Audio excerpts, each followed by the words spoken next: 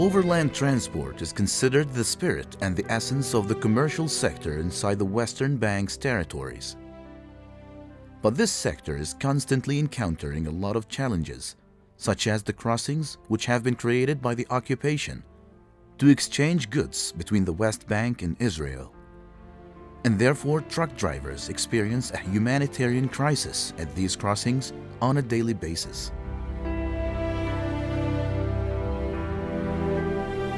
We didn't have a place to rest in, and we didn't have any means of comfort around here.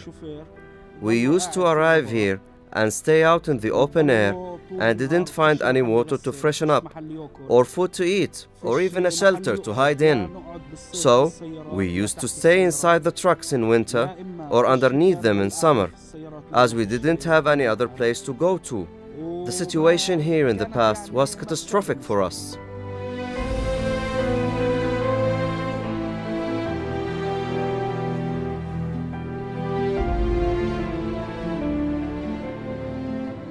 In fact, Mr. David Cockcroft and I went to the site, and he was extremely astonished by the scene because the waiting lot was empty.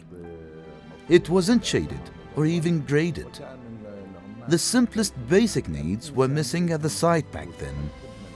Therefore, we asked our brothers at the ITF to help us establish a project that would act as a humanitarian facility that would provide suitable facilities at the crossing.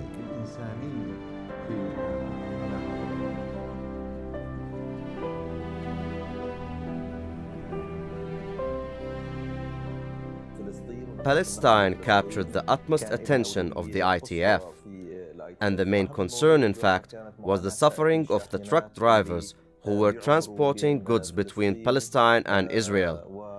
Those drivers did not only suffer from psychological stress, but also from distress due to long waiting. Thus, this project was established to help truck drivers, and it later on resulted in joining truck drivers to Transport Workers Union as well. With the support of the Canadian Auto Workers Union, CAW, the ITF established the Palestinian Truck Drivers Project, Artah Crossing Rest Area, in Tulkarem. It includes a services office which provides fax and internet services to help the drivers complete their paperwork, in addition to a small cafeteria that offers snacks, cold and hot beverages at reasonable prices. It also has WCs and a shaded space to cover the goods the trucks load, and it also includes a waiting lot in which drivers await their livelihood that may be coming from the other side.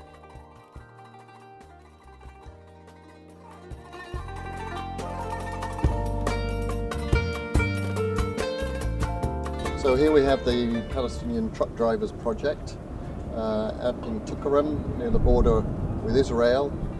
From where I'm looking at, I can just about see the wall that divides. That means that drivers cannot from Palestine go on into Israel.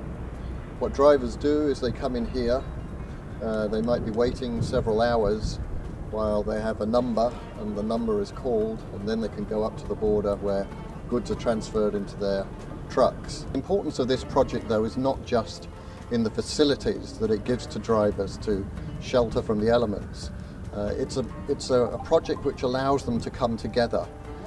In any country, drivers are very often in an isolated situation. They're sat in their trucks, they're sat in their cabs, they don't come together. But here, this is a place where drivers come together, and there are maybe 40 to 60 drivers gather together here every day using this facility. And in doing that, they hear about the union. There's a union office here. The union provides education facilities, they run courses, they run seminars, they teach the workers about their rights, and they teach the workers about how they can try to improve their conditions, and they work together with the unions to make truck drivers a real part of the union.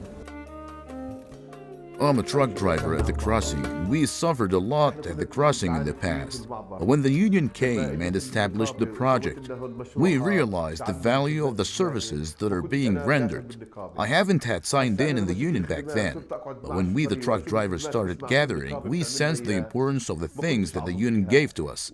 So now we know for sure that becoming part of the union is essential in terms of the services that the union provided us with, which we never have dreamed of before. They gave us everything they could, and thank God, we are extremely content with what we have now.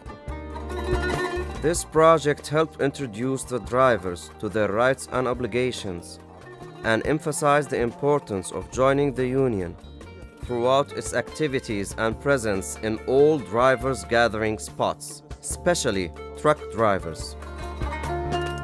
In addition to the services that the project offers to the drivers, it's attributed as the core union organizing spot. However, it still needs to undergo a long development and sustainability process to become a role model in order to become universal to other crossings. We wish to expand the project's buildings in the near future so it can host more people, especially that the current building is relatively small and cannot host more than 10 people at a time. Sometimes over 40 or even 50 people gather in the same spot. Therefore, I assume that the building expansion is a must. In addition to that, the waiting lots in which the trucks park should be paved because they're either dusty in the summer or muddy in the winter, and that causes nameless problems to the drivers and to us as well. The other thing that we'd like to add is more shaded space, as the space available now only fits for one truck.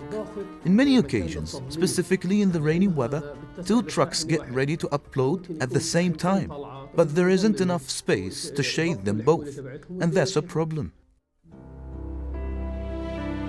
The message I'd like to convey as the ITF's Arab World Regional Secretary to all transport workers' unions around the world is that this project, which in fact was sponsored by the Canadian Auto Workers Union, CAW, has to become universal and sort of as a role model at all crossings in order to ease the suffering of thousands of drivers that go through horrific conditions at the rest of the Palestinian crossings.